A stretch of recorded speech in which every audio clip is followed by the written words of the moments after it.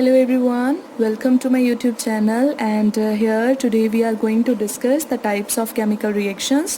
Already हमने किसी भी chemical reaction को कैसे लिख सकते हैं in the form of chemical equation and how to balance it, ये topic हमने cover कर लिए हैं and now I'm going to cover the topic the types of chemical reactions.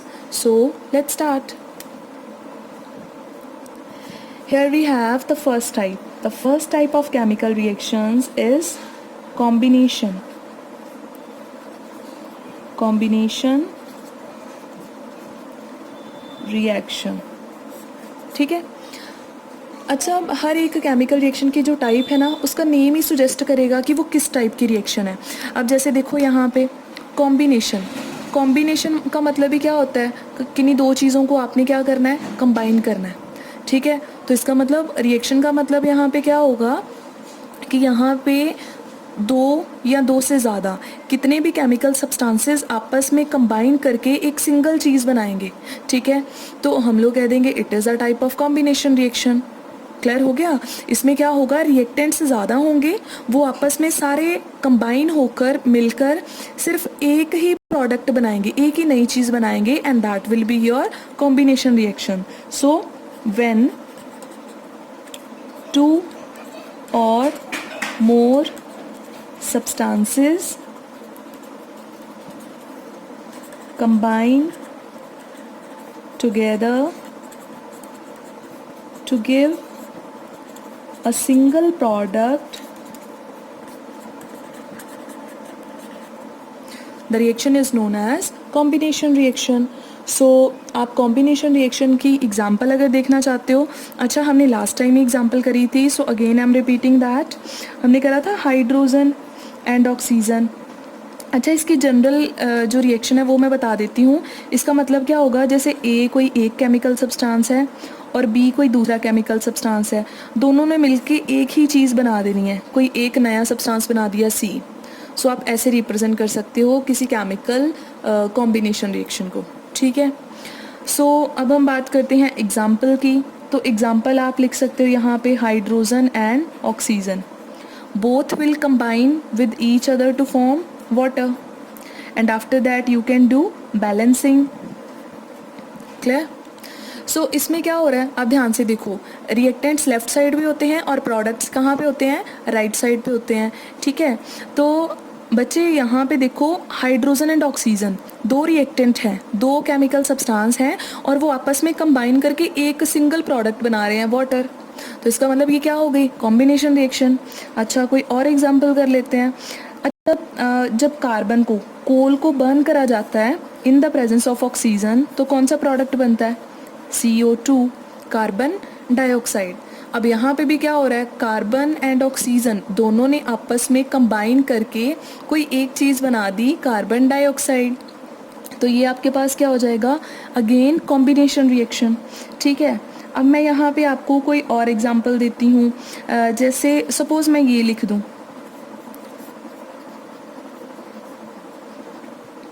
क्या ये कॉम्बिनेशन है.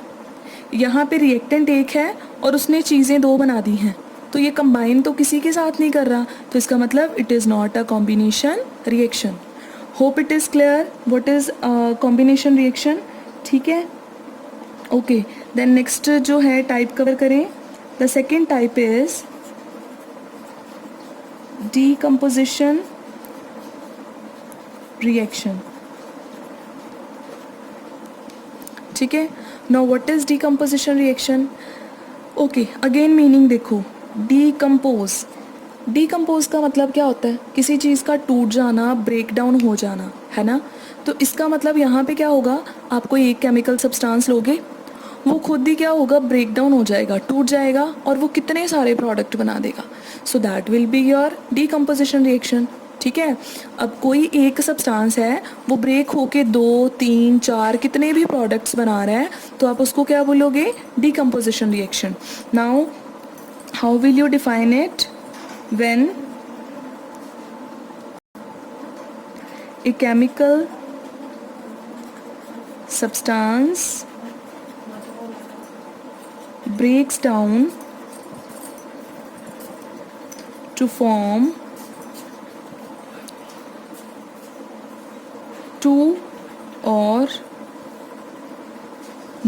products, then reaction is known as decomposition reaction. कोई एक चीज़ है वो टूट के ज़्यादा बना रही है. अब आप डिनोट कैसे करोगे? मान लो आपके पास कोई ए केमिकल सब्सटेंस था, आपने क्या किया, उसकी रिएक्शन करवाई, वो टूट के ना उसने बी और सी दो नई चीज़ें बना दी. तो आप कहोगे जी रिएक्टेंट एक था और जब आपने उसकी रिएक्शन करवाई तो उसने बहुत सारे प्रोडक्ट्स बना दिए, तो इसका मतलब इसने टूट कर बनाए हैं, कंबाइन तो नहीं ना कर रहा किसी के साथ. सो this will be your decomposition reaction. और कॉम्बिनेशन एंड डीकम्पोजिशन रिएक्शन एक दूसरे के क्या होते हैं? ऑपोजिट होते हैं. इसमें अटैच होते हैं दो चीज़ें और इसमें क्या होता है, कोई एक चीज़ ब्रेक करके दो नई चीज़ें बना देती है. ठीक है, क्लियर हो गया इतना? तो इसकी अच्छा एग्जाम्पल कोई कर लेते हैं. ठीक है, तो एग्जाम्पल मैं बच्चे यहाँ पे लिख रही हूँ calcium carbonate CaCO3. Calcium carbonate जब आप इसको हीट करते हो, मैं यहाँ पे लिख रही हूँ हीट. हीट का मतलब है कि आप इसको गर्म करे जा रहे हो. ठीक है, हीट प्रोवाइड करे जा रहे हो. जब इसको हीट प्रोवाइड करी तो ये क्या करता है, एक बना लेता है कैल्शियम ऑक्साइड और दूसरा बना देता है कार्बन डाइऑक्साइड. यानी जब आपने इसको हीट प्रोवाइड करी तो ये ब्रेक डाउन होना स्टार्ट हो गया, टूट के इसने दो नई चीज़ें बना दी, एक बना दिया कैल्शियम ऑक्साइड, एक बना दिया carbon dioxide. So what does it mean? It means it is a decomposition reaction. कोई एक चीज़ टूट के दो या तीन या कितनी भी प्रोडक्ट्स बना सकती है. ठीक है, और दोनों एक दूसरे के बिल्कुल ऑपोजिट चलती हैं. Hope both the reactions are clear. Okay, अच्छा अब इसके बाद में कोई और एग्जांपल देख लेते हैं. अच्छा बच्चे यहाँ पे क्या है, वाटर लो किसी कंटेनर में, अगर हम उसमें से करंट पास करते हैं, मैंने कहा था ना हमेशा हम यहाँ पे लिख सकते हैं कि कौन सी रिएक्शन कैसे चल रही है. तो जब हम वाटर में से इलेक्ट्रिक करंट पास करते हैं तो हमारे पास दो प्रोडक्ट्स बनते हैं, hydrogen gas and oxygen gas. तो इसका मतलब क्या हुआ, ये कौन सी रिएक्शन है? It is decomposition. क्योंकि वाटर एक था, उसने ब्रेक डाउन करके दो प्रोडक्ट्स बना दिए, hydrogen and oxygen. So that's why it is a decomposition reaction. और हमेशा रिएक्शन लिखने के बाद आप उसको बैलेंस करोगे. तो जितनी भी मैं रिएक्शंस करवाते जा रही हूँ, बैलेंसिंग कौन करेगा? आप कर रहे हो. ठीक है, similarly NH3, this is ammonia. Ammonia भी क्या करती है, दो प्रोडक्ट बना लेती है, nitrogen gas and hydrogen gas. So again it is a decomposition reaction. Clear? Now let's move to the third type. Third is displacement reaction. Displacement reaction. ठीक है? Okay. Now अब इसका क्या मतलब है? What is displacement reaction? तो बच्चे displacement का मतलब होता है डिस्प्लेस करना, मतलब किसी चीज़ को मूव कर देना, है ना, कहीं से हटा देना, तो उसको बोलते हैं डिस्प्लेस. तो इसका मतलब क्या होगा, अब ये कुछ ऐसी रिएक्शंस हैं, जैसे मैं पहले यहाँ पे लिख ही देती हूँ. ये ना एक हमारे पास केमिकल सब्सटेंस है A, और B और C ने ना दोनों ने मिलके एक कंपाउंड बना रखा था. ठीक है, A आया, A ने अटैक किया, B को हटा दिया उसकी जगह से और खुद जाके C के साथ कंपाउंड बना लिया. तो इसका मतलब A क्या कर रहा है, B को हटा दिया, B बेचारा अलग हो गया और A ने C के साथ कंपाउंड बना लिया. अब इस रिएक्शन को आप क्या बोलोगे? यहाँ पे आप कह सकते हो कि A ने चीटिंग करी है, उसने क्या करा है, B को डिस्प्लेस कर दिया है और खुद उसकी जगह पे आ गया है. सो this will be your displacement reaction. जब आपके पास कोई एक एलिमेंट किसी दूसरे एलिमेंट को डिस्प्लेस कर देता है from its compound, so this type of reaction is known as displacement reaction. When a metal और एन एलिमेंट, हम लोग कह सकते हैं when an element displaces another element from its compound, उसी के कंपाउंड में से उसी को बाहर निकाल रहे हैं हम. सो this will be your displacement reaction. अच्छा मैं यहाँ पे एग्जांपल लिख रही हूँ, आप ना ध्यान से इनको समझो कि आपको अगर मैं कितनी सारी रिएक्शंस दे दूँ तो आपको पता चलना चाहिए कौन सी डिस्प्लेसमेंट है, कौन सी कॉम्बिनेशन है, कौन सी डिकम्पोजिशन है. So example here I am taking is, अच्छा हमने ना क्या किया, कॉपर सल्फेट लिया. कॉपर सल्फेट जो है ना बच्चे, ये ब्लू कलर का होता है. ठीक है, किस कलर का होता है? ब्लू कलर का. हमने क्या किया, इसको डिज़ोल्व किया वाटर में. जब हमने इसको वाटर में डिज़ोल्व किया तो आपको पता है हम वाटर में डिज़ोल्व करने का मतलब क्या समझते हैं, AQ एक्वस, ठीक है। हमने क्या किया, कॉपर सल्फेट सॉल्ट है, जैसे आपका टेबल सॉल्ट होता है वैसे ही एक सॉल्ट है, बस ब्लू कलर का होता है। तो हाँ, इसको हम खा नहीं सकते हैं, ठीक है। तो हमने क्या किया, कॉपर सल्फेट को वाटर में डिज़ोल्व करके सॉल्यूशन बना दिया, जैसे मैं यहाँ पे शो कर रही हूँ। ये मैंने यहाँ पे कॉपर सल्फेट डाला और सॉल्यूशन बना दिया इसको वाटर में डिज़ोल्व करके। अब क्या हुआ, इसमें मैंने एक आयरन की नेल डाल दी, ठीक है। मेरे पास आयरन की एक छोटी सी पिन थी या नेल थी, मैंने इसमें क्या कर दी, डिप कर दी, ठीक है। ओके, देन अब क्या होगा, जो आयरन है वो क्या कर देगा, कॉपर को उसकी जगह से हटा देगा। जब उसने कॉपर को हटा देना बेटा, तो कॉपर ने अलग हो जाना है, कॉपर अलग हो गया, और आयरन ने क्या करना है, कॉपर को निकाल के खुद उसकी जगह पे आ जाना, और यहाँ पे क्या बन जाना आपके पास, फेरस सल्फेट, ठीक है। सो this will be your displacement reaction. Displacement में क्या हो रहा है, आयरन जो है वो कॉपर को डिस्प्लेस कर रहा है, और यहाँ पे हमारे पास फेरस सल्फेट एंड कॉपर बन रहे हैं। ओके, तो इसकी ना एक्चुअल में चलो ये लैब में हम करके देखेंगे, इसकी ऑब्जर्वेशंस क्या हैं, ठीक है। जब हम ये एक एक्टिविटी है, हम लैब में परफॉर्म करेंगे, लेकिन अब यहाँ पे मैं ऑब्जर्वेशन बता रही हूँ। हमने क्या किया था, हमने कॉपर सल्फेट का सॉल्यूशन बनाया था, और वो किस कलर का था, ब्लू कलर का था। लेकिन हमने जैसे ही उसमें आयरन नेल को डिप करा, तब क्या हुआ कि हम देख रहे हैं कि ब्लू कलर धीरे धीरे फेड होना स्टार्ट हो गया, ठीक है। पहली ऑब्जर्वेशन क्या थी, ब्लू कलर फेड हो रहा था। अब ब्लू कलर क्यों फेड हो रहा था, इसका मतलब कॉपर सल्फेट जो है वो कम होता जा रहा है। वो क्यों कम हो रहा था, क्योंकि आयरन उसके साथ रिएक्शन करके कुछ नया बनाया जा रहा था, तो ब्लू कलर धीरे धीरे कम होता जाएगा। और फेरस सल्फेट, इसका कलर होता है बच्चा ग्रीन, ठीक है, it is light green in colour, light green, ठीक है। तो आप क्या देखोगे कि सॉल्यूशन में धीरे धीरे ब्लू कलर ख़त्म होता जा रहा है, और लाइट ग्रीन कलर जो है वो अपीयर हो रहा है, ठीक है। धीरे धीरे आपका सॉल्यूशन ग्रीन कलर का हो जाएगा। इसका मतलब क्या है कि आयरन जो है वो कॉपर सल्फेट के साथ रिएक्ट करके ग्रीन कलर का फेरस सल्फेट बना रहा है, ठीक है। ओके, इसके अलावा और क्या आपकी ऑब्जर्वेशन हो सकती है, जब आप इस आयरन नेल को डिप करोगे ना, तो आपको पता है जब आप आयरन इसमें नेल डालते हो तो वो बिल्कुल फ्रेश होती है, बड़ी शाइनी सी उसकी लुक होती है। लेकिन आप देखोगे कि वो जो है थोड़ी रेडिश ब्राउन इन कलर हो गई है, ठीक है, reddish brown colour of iron nail. आप देखोगे कि जो हमने नेल पहले डाली थी वो काफ़ी क्या थी, वो काफ़ी शाइनी थी, लेकिन बाद में वो बड़ी डल सी हो गई है, उसके ऊपर एक रेडिश ब्राउन एक लेयर डिपॉजिट हो गई है।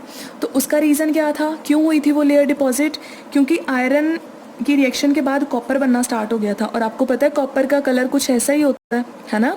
तो वो कॉपर बनेगा तो कहाँ जाएगा, वो आयरन नेल के ऊपर, जैसे ये आपकी आयरन नेल थी, हमने डिप करी थी, तो इसके ऊपर जो कॉपर है वो ऐसे ही इकट्ठा होना स्टार्ट हो गया जैसे जैसे बनता गया, तो जिसके कारण उसका कलर जो है वो रेडिश ब्राउन सा होता जाएगा। क्लियर हो गया। तो ये मैंने आपको थोड़ा एक्टिविटी के बारे में बताया है, अदरवाइज डिस्प्लेसमेंट रिएक्शन बस इतना सा ही था। ओके, होप आपको क्लियर हो गया होगा displacement reaction. Now let's move to the last type of chemical reaction, which is neutralization.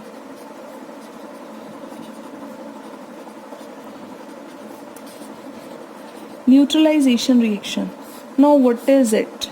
What is neutralization?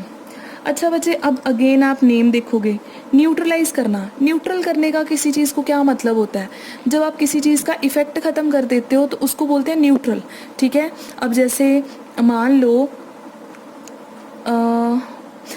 लो आपके पास कोई पॉजिटिव नंबर है, मान लो आपके पास 10 नंबर था, तो मैंने आपको एक -10 नंबर दे दिया, तो 10 में से 10 कट गया तो आंसर क्या आ जाएगा, 0। तो आप कह दोगे कि अब हमारे पास कुछ भी नहीं है, हम न्यूट्रल हैं, क्योंकि आपके पास जो नंबर था मैंने ऑपोजिट नंबर दे दिया और वो न्यूट्रल हो गया। सिमिलरली हियर, अगर आप कोई दो ऐसे सब्सटेंसेस को मिक्स कर रहे हो जिनका नेचर बिल्कुल ऑपोजिट है, एक का नेचर जैसा है दूसरे का उसके बिल्कुल ऑपोजिट है, जैसे प्लस माइनस का होता है, तो जब आप उनको रिएक्शन करवाओगे तो वो एक दूसरे का इफेक्ट क्या कर देते हैं, ख़त्म कर देते हैं। और इस रिएक्शन को आप क्या बोलोगे, न्यूट्रलाइजेशन रिएक्शन। और आपको पता है ये कौन से सब्सटेंसेस होते हैं, these are acid and base. आप जब भी एसिड और बेस को मिक्स करते हो तो आपके पास दो चीज़ें बनती हैं, एक बनता है सॉल्ट और एक बनता है साथ में वाटर। एसिड और बेस दोनों जो सब्सटेंसेस हैं आपके पास, ये बिल्कुल दोनों जो हैं वो बिल्कुल डिफरेंट नेचर के हैं। तो जब हम एसिड में बेस को मिक्स करते हैं तो एसिड और बेस एक दूसरे का इफेक्ट क्या कर देते हैं, ख़त्म कर देते हैं, और आपके पास क्या बन जाता है, salt and water. So when an acid reacts with the base,